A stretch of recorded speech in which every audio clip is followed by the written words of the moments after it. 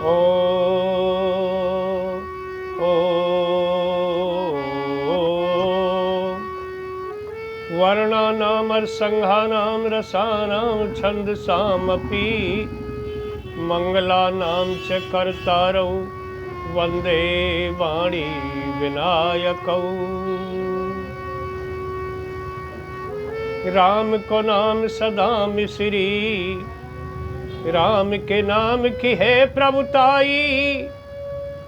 टोटे में राम अघाने में राम, खाने में राम ही होए सहाई। बाहर राम और भीतर राम, राम के नाम से दौलत पाई। राजा राम कहो भैया, राम कहो तुम राम दुहाई। क्षण भंगुर जीवन की कल का, जन प्रात को देख खिली न खिली। मलयालम की शीतल मंद समीर, जन प्रात को देख चली न चली। कल काल को ठाल लिए फिरता, तन नम्र पे चोट झिली न झिली। भजले हरि नाम अरी रसना, तू अंत समय पे हिली न हिली। प्रेमी सज्जनों, एक बुढ़ापे के ऊपर भजन, बुढ़ापा आता है और हम तो जब इस भजन को गाते हैं तो परमात्मा से ये कामना करते हैं कि बुढ़ापा सबको आए, सब बुढ़ापे को देखें। क्यों कहते हैं हम ऐसा? कि कुछ लोग बुढ़ापे को नहीं देख पाते हैं, बुढ़ापे से पहले ही चले जाते हैं।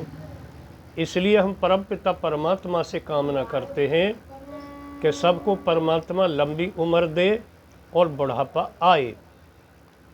बुढ़ापे के लटके झटके और बुढ़ापे में कैसी कैसी स्थिति बन जाती है वो सब देखें। और बुढ़ापे को बताया है बैरी, ये आवेगा।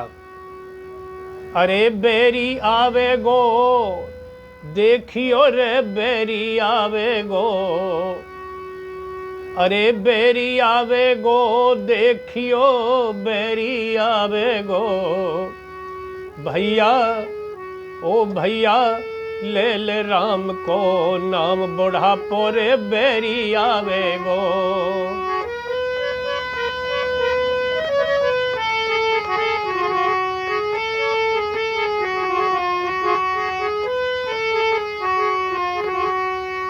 और अरे हाथ करे नए काम पामते, तू चल पावेगो। हाथ करे नए काम पामते, ना चल पावेगो।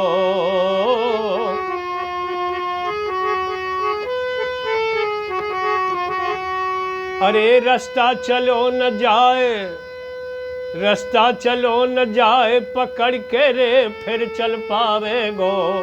भैया ओ भैया, ले लो राम को नाम, बुढ़ापो बैरी आवेगो।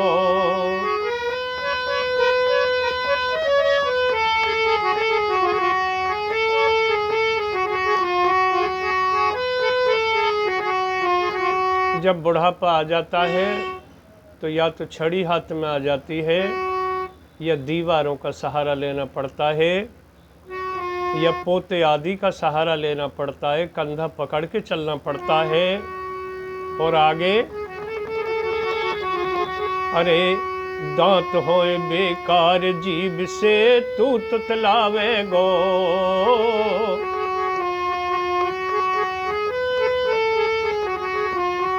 अरे दांत होए बेकार जीभ से, तू तुतलावेगो।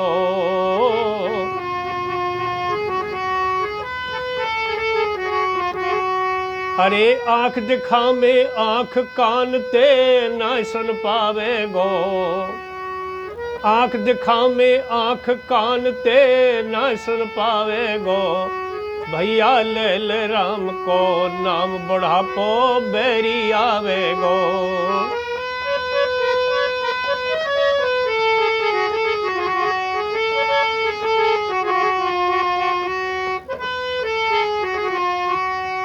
एक एक करके दांत बाहर हो जाते हैं, जीभ से तुतला करके बोलना पड़ता है। जीभ तुतला जाती है जब दांत उखड़ जाते हैं, और आँख दिखा में आँख, फिर इन आँखन से नहीं देख पाता, दूसरी आँख, ये आँख लग जाती है, ये ऐनक जिनको कहते हैं। और कान से नहीं सुन पावेगो, कान में भी ईयर मशीन लग जाती है, इतनी हालत खराब हो जाती है। और आगे, अरे घर के करे न कान तेरी कोई ना सुन पावेगो।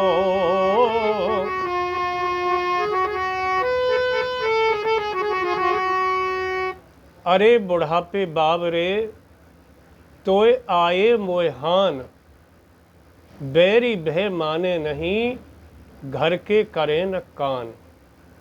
ये स्थिति हो जाती है जब बुढ़ापा आ जाता है।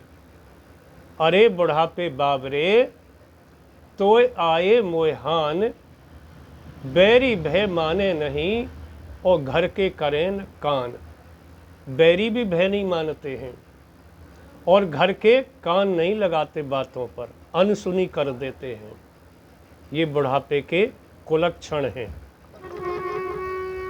घर के करे न कान तेरी कोई ना सुन पावेगो।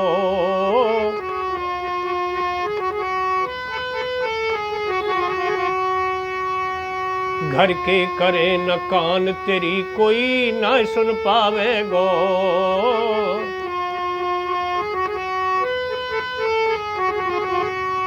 अरे दे दे हाथ के झोला, दे दे हाथ के झोला तू कौआ से उड़ावेगो।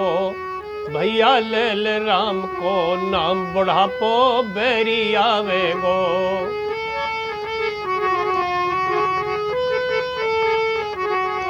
ओ भैया ले ले राम को नाम बुढ़ापो बैरी आवेगो।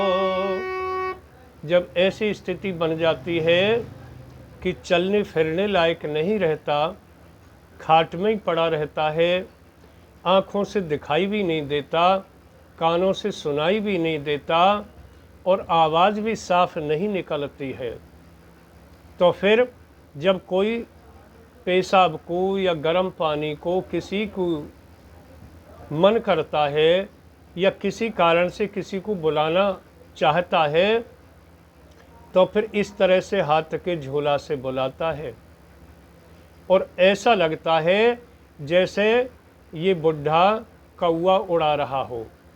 ऐसे ऐसे हाथ को हिलाता है बुलाने के लिए, फिर भी कोई नहीं सुनता, फिर भी देख करके भी अनदेखी करके चले जाते हैं। ये तो बुलाते ही रहते हैं, इन पर चुप ना बैठो जाए, जन कहा कहते रहें, इन पर कोई काम तो है ना। आदि आदि शब्दों से अपमानित करते हैं। ये बुढ़ापे की स्थिति है। एक बेचारे दादाजी बहुत बुढ़े हो गए, चलने फिरने लायक नहीं रहे, यही स्थिति बन गई, तो उनको ऊपर चौथी मंजिल पर लिटा दिया।